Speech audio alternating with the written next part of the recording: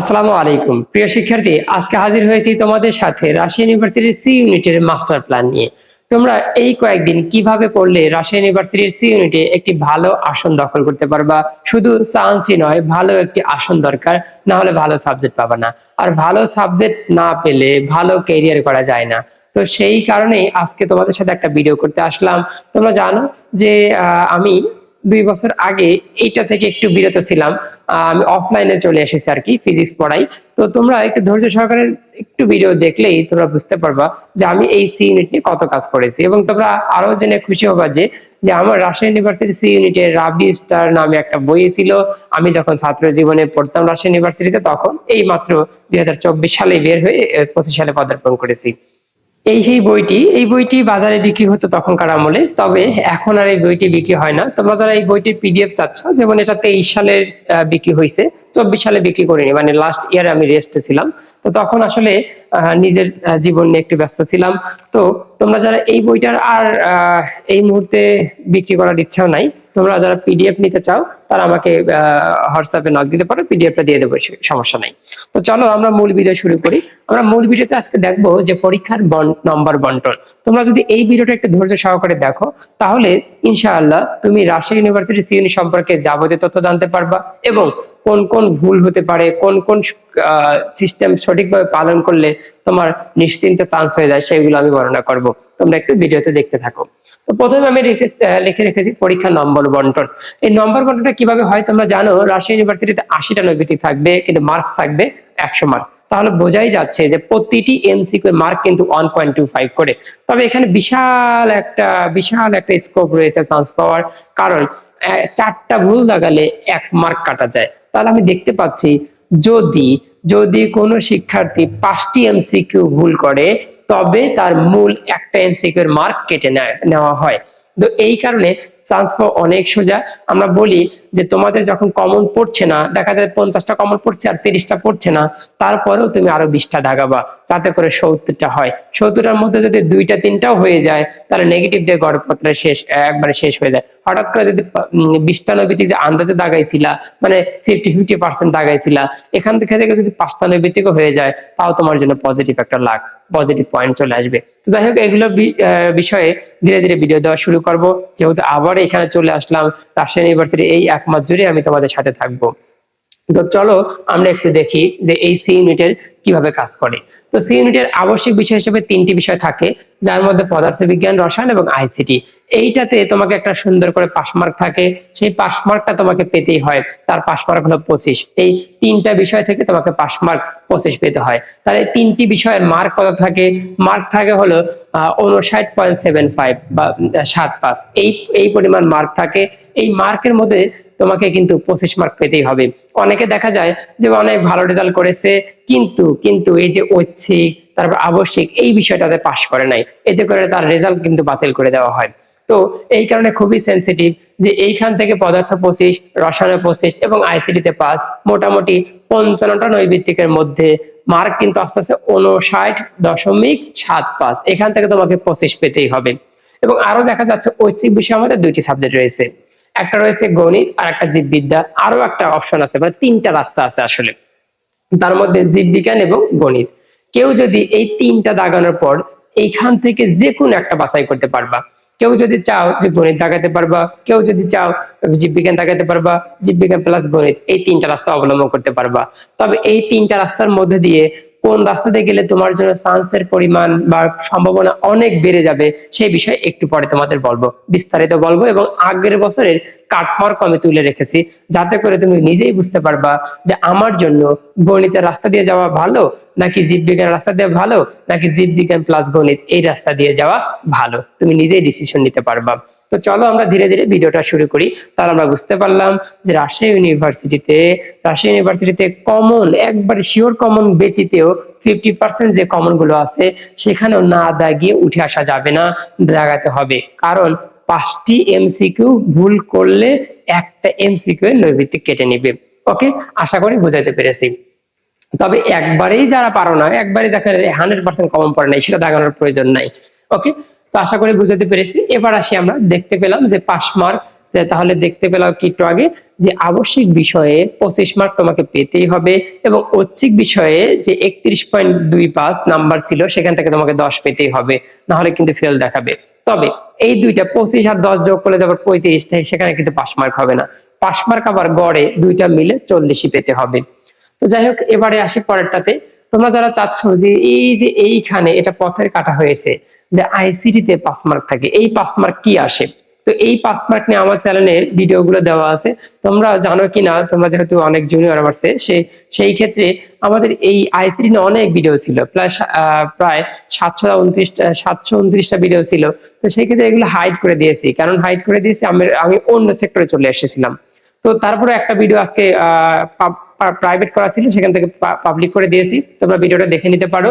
এবং তোমরা যারা চাচ্ছ যে না ভিডিও দেখার এখন সময় নেই, সাজেশন চাচ্ছি বা শীট চাচ্ছি, এরকম শীট আমি তৈরি করেছি 25 সালের জন্য। তোমরা এই শীটটা আমাকে হোয়াটসঅ্যাপে নক দিয়ে অথবা ডিসক্রিপশন বক্সে আমি দিয়ে রাখতে পারি, সেখান থেকে ডাউনলোড করে নিবা। এবং এখানে মোটামুটি 1 থেকে 150 এমসিকিউ আছে। এখান থেকে ইনশাআল্লাহ আমি ধারণা করছি 3 থেকে 4 মার্ক কমন পড়বে। এবং আর 1 মার্ক কেন সিউরিটি দিতে পারছি না, ওই মার্কটা আসে প্রোগ্রামিং থেকে। তো প্রোগ্রামিং ওখান থেকে একটু ভালো করে পড়বা, কারণ প্রোগ্রামিং বেসিক নলেজ থেকে আসবে। আমি সাজেশনে দিলাম সেটাই হুবহু চলে আসবে তা না, কিন্তু বাকি যেগুলো আসে ইনশাআল্লাহ এখান থেকে আসবেই। তো যাই হোক, আমরা পরবর্তীতে চলে যাই এখন কাটমার্ক। তোমাদের মনে কোশ্চেন হতে পারে ভাই পরীক্ষাতে কাটমার্ক কেমন হয় সেটা আগে বলেন। তবে এইবার খুবই সুন্দর একটা পয়েন্ট আছে, সেটা হলো এর আগের বছরগুলোতে 4টা শিফটে পরীক্ষা হতো, 4টা শিফটে পরীক্ষা হতো। এই বছর অনলি 2টা শিফটে পরীক্ষা হবে। তো 4টা শিফটে পরীক্ষা হলে অনেক বিপদ ছিল। সে বিপদটা কেমন ছিল? মনে করো যে প্রথম শিফটে একজন 57 মার্ক পাইছে, দ্বিতীয় শিফটেও একজন 57, তৃতীয় শিফটেও একজন 57, আর এটা চতুর্থ শিফটে একজন 60 পেয়েছে, ধারণা করে নাও। এখন কথা হলো এই শিফট গুলো যে আলাদা আলাদা মার্ক ছিল, এইটার কারণেও এখান থেকে আলাদা আলাদা ভাবে সিট বরাদ্দ ছিল। ওকে, সিট বরাদ্দ ছিল। মনে করো এইটার জন্য দেওয়া ছিল, এই প্রথম শিফটের জন্য 100 সিট, দ্বিতীয় শিফটের জন্য 100 সিট, এটার জন্য 100 সিট, এটার জন্য 100 সিট। তবে যখন প্রথম মেরিটে মানে মাইগ্রেশন হয়তো বোঝে, তো প্রথম মেরিটে এখান থেকে 10 জন নিত, এখান থেকে 10 জন নিত, এখান থেকে 10 জন নিত, সে এভাবে নিত, মানে সব জায়গা থেকে সমান আকারে নিত। ওকে, এতে করে দেখা যায় যে এই যে 4টা শিট হওয়ার কারণে এই মার্ক বেশি পেয়ে পেয়ে চান্স পাওয়া লাগতো। যেমন 10 জনকে এখান থেকে নিলে মোটামুটি 56 মার্ক চলে আসতো, এটাও 56 মোটামুটি আসতো, এটা মনে করো 55 আসতো, এরকম হতো। কেন? কারণ প্রত্যেক জায়গায় 4টা শিফটেরই 10তম 4 জন, বুঝছো? মানে রাজশাহী ইউনিভার্সিটি যদি বলে আমি 10তম হয়েছিলাম, তাহলে তোমাকে বুঝতে হবে গত বছর 4 জন 10তম ছিল। কিন্তু এইবার এমন কাজ হবে যে কেউ যদি বলে রাজশাহী ইউনিভার্সিটিতে আমি 10তম হয়েছি, তাহলে বুঝতে হবে এবার হয়েছে 2 জন। এতে করে দেখো, যদি এইখান থেকে আগে 100 করে ভাগ পাইতো, কিন্তু এবার 2টা শিফট হওয়ার কারণে এখানে পাবে 200, এখানে আসন সংখ্যা পাবে 200। বুঝতে পেরেছো? এতে করে মার্ক কমে চান্স পাওয়ার সম্ভাবনা রয়েছে। কারণ আগে 10 জন করে টানতো প্রথম মাইগ্রেশন, মনে করো এখন টানবে সেখান থেকে 20 জন। তাহলে দেখা যাচ্ছে প্রথম পয়েন্টেই আগে যেমন 57 থেকে 56 আসতো, এবার তা না, যে 57 থেকে প্রথম ধাপে চলে আসবে 55 পেয়ে চান্স হয়ে যাবে। মানে এবার এই কাটমার্কের ধস নামবে, মানে খালি নিচের দিকে নামবেই। বুঝতে পেরেছো? আশা করি ক্লিয়ার। যেমন আমি যদি তোমাকে একটু আইডিয়া দিতে থাকি, এই যে 2023 সালে যখন আমি কাজ করতাম, তখন আমার সাথে এগুলো সব সময় যে 12তম মাইগ্রেশনে কে কে সাবজেক্ট পেয়েছে, এগুলো আমার কাছে ডাউনলোড করা থাকতো, মানে সব সময় আমি আপডেট নিয়ে থাকতাম। এবার আসলে তারপরে তোমাদের দেখাই সেই আপডেটটা, মানে 1 বছর আগে, যেহেতু গত বছর আমি কাজ করিনি, আগের বছরের। সেখান থেকে আমরা দেখতে পাচ্ছি সর্বশেষ মাইগ্রেশন থেকে যে C1 মানে প্রথম গ্রুপ থেকে 48.75 পেয়েও কিন্তু চান্স পেয়েছিল। এইটা 4টা শিফট হওয়ার কারণে ছিল। এবার যে 2টা শিফট, এইটা যদি এরকম কোশ্চেনই যদি হয়, 23 সালের মতো যদি কোশ্চেন হয়, তাহলে 45 এ চান্স হয়ে যাবে। বুঝতে পেরেছো? যত হার্ড কোশ্চেন আসবে তত মার্ক লো হবে, এবং এই লোটা আগের বছরের তুলনায়, আগের যে 4 বছর, এই 4 বছরের তুলনায় অনেক অনেক গুণ আর লেস হতেই থাকবে। বুঝতে পেরেছো? আশা করি বুঝাইতে পেরেছি। ওকে, তো এই হলো আমাদের কাটমার্কের ব্যাপারটা, যে কাটমার্ক আমরা দেখতে পাচ্ছি যদি হার্ড কোশ্চেন হয় তাহলে 2টা শিফটের কারণে লো হতে থাকবে, 15 নিচে চলে আসবে। আর যদি সহজ কোশ্চেন হয় তাহলে 52, 53 এরকম হওয়ার সম্ভাবনা রয়েছে। কিন্তু যখন 4টা শিফট ছিল তখন এগুলোর ভরসা পাওয়া যেত না, তখন এগুলোকে মনে করতাম যে 57, 58, 60 এরকম লাগবে, কিন্তু শিফট কমের কারণে এই মার্কটা ধীরে ধীরে লো হতেই থাকবে। আশা করি বুঝাইতে পেরেছি। এবার আসো যে এই যে শিফট দুইটা কিভাবে, সেটা আমরা ওয়েবসাইট থেকে আজকে নিয়েছি যে দুইটা শিফট করা হয়েছে কেন। ওই যে আপনাদের আসন সংখ্যা দেখা যায় রংপুরের সিট চলে গেছিল চট্টগ্রামে, আবার রংপুরে ফেরত আনার জন্য দুই ভাগে ভাগ করে পরীক্ষা নেওয়া হচ্ছে। তো যাই হোক, আশা করি বুঝাতে পেরেছি। তো এবারে আসি আমরা যে এই মার্কগুলো একটু দেখি, যে প্রশ্ন অ্যানালাইসিস করব আমরা। এখন আমরা যে কাজটা করব সেটা হলো প্রশ্ন অ্যানালাইসিস। প্রশ্ন অ্যানালাইসিস বলতে কি বোঝায়, যেমন আমি যেহেতু ফিজিক্সের টিচার, এখন অফলাইনে আমি ফিজিক্স পড়াই, তো সেই ক্ষেত্রে আমি ফিজিক্স সাবজেক্টের অ্যানালাইসিস করে দেখাতে পারবো তোমাদের যে ফিজিক্সের গাণিতিক বেশি আসে নাকি থিওরি বেশি আসে। যেমন আগের বছরে যেহেতু গ্রুপ ছিল 4টা, সেই ক্ষেত্রে আমরা বলতে পারবো গাণিতিক টাইপ ছিল 12টি, থিওরি ছিল 13টি। অনেকে বলে আমি যখন এই বইটা পাবলিক করতাম, এবং এই বইটা কিন্তু রাবি স্টার প্রশ্ন ব্যাংক, শুধুমাত্র রাবির প্রশ্নগুলো, এবং রাবির প্রশ্নগুলো 2022-23 সেশনে যা যা আছে তা কিন্তু না, এভাবে তোলা না। এই কোশ্চেনগুলো এমন ভাবে তোলা চ্যাপ্টার ওয়াইজ, ভেক্টর অধ্যায় শুধু ভেক্টর নিয়ে কাজ করা, বুঝছো, এবং ব্যাখ্যা স্বরূপ করা। তো সেই ক্ষেত্রে এখান থেকে এগুলো আমার যাচাই করার সুবিধা হয়ে গেছে। যেমন আমি যদি আগে বলতাম যে রাজশাহী ইউনিভার্সিটিতে থিওরি বেশি দেয়, কেউ বিশ্বাস করতো না, কিন্তু যখন অ্যানালাইসিস করে করে আমি দেখাবো তখন তুমি নিজেই বিশ্বাস করবা। এই কারণে শুধুমাত্র ইঞ্জিনিয়ারিং যারা প্রিপারেশন নিয়েছো তারা ম্যাথমেটিক্স পারবা, থিওরি তুমি ছুঁইতেইছো না, তাহলে কিন্তু রাজশাহী ইউনিভার্সিটিতে চান্স হবে না। আবার দেখা যায় যে যারা মেডিকেল প্রিপারেশন নিয়েছো শুধু থিওরি পারো গাণিতিক পারো না, তাও কিন্তু রাজশাহী ইউনিভার্সিটি চান্স হবে না। আমরা একটু অ্যানালাইসিস করে দেখি যে রাজশাহী ইউনিভার্সিটি চান্সের জন্য গাণিতিক টাইপ কেমন দরকার আর থিওরি টাইপ কেমন দরকার। যেমন আমি যদি 2023 সালে কোশ্চেনটা দেখাই, তাহলে গাণিতিক টাইপ আসছিল 12টি এবং থিওরি টাইপ আসছিল 13টি। তাহলে আমরা দেখতে পাচ্ছি যে প্রথম গ্রুপটাতে 13টি কোশ্চেন থিওরি, মানে থিওরি জিতেছিল, থিওরি আসছিল। থিওরি কেমন আসতে পারে, থিওরি আসতে পারে নিচের কোনটি ভেক্টর রাশি, এবং আরো আরো কঠিন কঠিন থিওরি, বুঝছো। শুধুমাত্র তুমি গাণিতে পারলেই হবে না, কিন্তু গাণিতিকের পাশাপাশি থিওরি পারতে হবে। এবং দেখা যাচ্ছে যে এই শিফটে মনে করো, বা গ্রুপ ওয়ান বা শিফট ওয়ান একই কথা, এই শিফট ওয়ানে হয়তো ইঞ্জিনিয়ারিং প্রিপারেশনের ছাত্র বেশি ছিল, থিওরি সে কম পড়তো, এই কারণে দেখো কাটমার্ক চলে আসছিল 48.75। চিন্তা করা যায়, বুঝছো। তাহলে তোমার যদি শিফট 1 এবং 2 হয়, এবং সেইটা যদি তুমি দেখা যায় তোমার শিফটে ইঞ্জিনিয়ারিং স্টুডেন্ট বেশি, থিওরি কেউ পারতেইছে না, আর থিওরি যদি ওই কোশ্চেনটা বেশি আসে, তাহলে কিন্তু কাটমার্কের ধস নামবে। এই কারণে কাটমার্ক এক্স্যাক্টলি ভাবে বলা যায় না, বুঝতে পেরেছো? আশা করি ক্লিয়ার। এবং তোমাদের আরো একটা খবর, সেটা হলো তোমরা আর জেনে খুশি হবা যে তোমার শিফটে মনে করো তুমি 11টা থেকে 12টা শিফটে পরীক্ষা দিচ্ছ, তোমার শিফটে যত মানুষ প্রতিযোগিতায় অংশগ্রহণ করবে শুধু তারাই প্রতিযোগী তোমার। তুমি যে ভাববা যে আবার আড়াইটার সময় শুরু হয়েছে, 2:30 থেকে 3:30 যে শিফট, ওই শিফটে পরীক্ষার্থীরাও কি আমার প্রতিদ্বন্দ্বী কিনা? না। তারাও যদি রাবি সি ইউনিটের পরীক্ষা দেয়, তুমিও যদি রাবি সি ইউনিটের পরীক্ষা দাও, যদি দুইজনের শিফট আলাদা হয়, তাহলে কিন্তু তারা তোমাদের প্রতিদ্বন্দ্বী না, বুঝতে পেরেছো? প্রতিদ্বন্দ্বী শুধু তারাই যারা তোমার সময়ে পরীক্ষা অংশগ্রহণ করতেছে।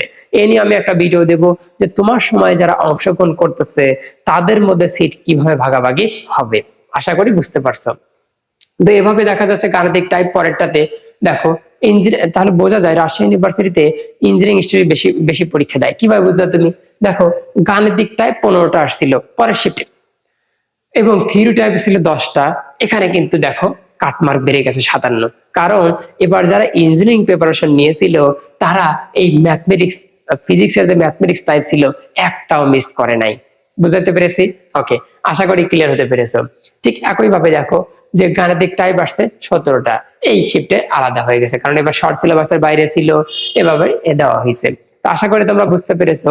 এবং তোমরা জেনে আরো খুশি হবা, আমার মডেল টেস্ট ব্যাচ আছে এখানে রাজশাহী ইউনিভার্সিটিতে।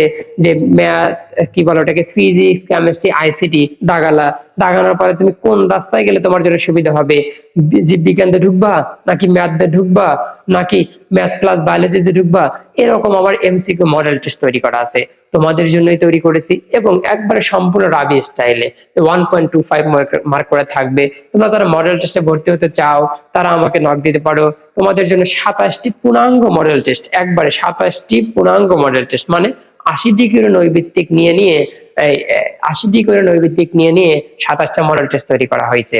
ঠিক আছে, এখন 80টি বললেও কিন্তু ভুল, কারণ একজন মানুষ 55টা দাগাবা, তারপরে ম্যাথ 25টা দাগাতে পারবা, এবং তুমি ইচ্ছা করলে ম্যাথ পরীক্ষা দিয়ে তুমি টেস্ট করতে পারো নিজেকে যে আমি এই পরিমাণ ম্যাথে মার্ক পাই ম্যাথ দাগালে, আবার শুধু বায়োলজি দাগালে এই পরিমাণ মার্ক পাই, আবার ম্যাথ বায়োলজি দাগালে এই পরিমাণ মার্ক পাই, মানে 11,000 কোশ্চেনের সমন্বয়ে আমার এই মডেল টেস্টটি তৈরি করা হয়ে থাকে। ওকে, তোমরা সেটা পরীক্ষা দিতে পারবা। এবং তোমরা যারা চাও যে যেহেতু রাজশাহী ইউনিভার্সিটিতে ম্যাথটাই বেশি আসে এবং ম্যাথটাই বেশি আসলে যেহেতু কাটমার্কটা বেড়ে যায়, তাহলে আমরা দেখতে পাচ্ছি মোটামুটি আবশ্যিক সাবজেক্ট গুলোর উপর রাজশাহী ইউনিভার্সিটির মেরিট নির্ভর করে থাকে। ওকে, তো ফিজিক্স তার মধ্যে 1 নম্বরে। তো ফিজিক্সকে আমরা দেখতে পেলাম যে একবার দেখলাম যে 15টা এমসিকিউ যেহেতু এসেছিল গাণিতিক, সেখানে কাটমার্কও বেড়ে গেছে, অর্থাৎ যারা গাণিতিক টাইপ বেশি পারতেছে তাদের চান্স হয়ে যাচ্ছে। তো তোমরা যারা আবার এটা চাও যে ফিজিক্স তাহলে আপনার যেহেতু অফলাইনে পড়ান এবং গত 6 বছর রাজশাহী ইউনিভার্সিটি থাকা অবস্থায় পড়াইছেন, তো সেই ক্ষেত্রে তোমাদের জন্য ক্ষুদ্র একটা কোর্স নিয়ে এসেছি। সেটা একবার ক্ষুদ্র কোর্স নামমাত্র ফিতে যুক্ত হতে পারবা, যদিও ফ্রি ক্লাসগুলো অনেক কমায় দিয়েছি। তো এই কারণে তোমরা মডেল টেস্ট প্লাস যদি এই কোর্সে যুক্ত হতে চাও নামমাত্র ফি দিয়ে, কারণ ফি না দিলে কেউ ভিডিও দেখবে না, এই কারণে। তো যুক্ত হতে চাও, এই 1 মাস তোমাদের সার্ভিস দেবো ইনশাআল্লাহ। যেহেতু আমি এই যে অফলাইনে পড়ে অফলাইনে ছুটি দিয়েছি 15 দিন, এই কারণে কিন্তু ছুটি এসেছি, আজকে থেকে কোচিং ছুটি, তাহলে তোমাদের জন্য শুট করতেছি। ওকে, তো তোমরা যারা আরো পরামর্শ চাও তোমরা আমাকে ফোন কল করতে পারো অথবা হোয়াটসঅ্যাপে নক দিতে পারো। ধন্যবাদ সবাইকে।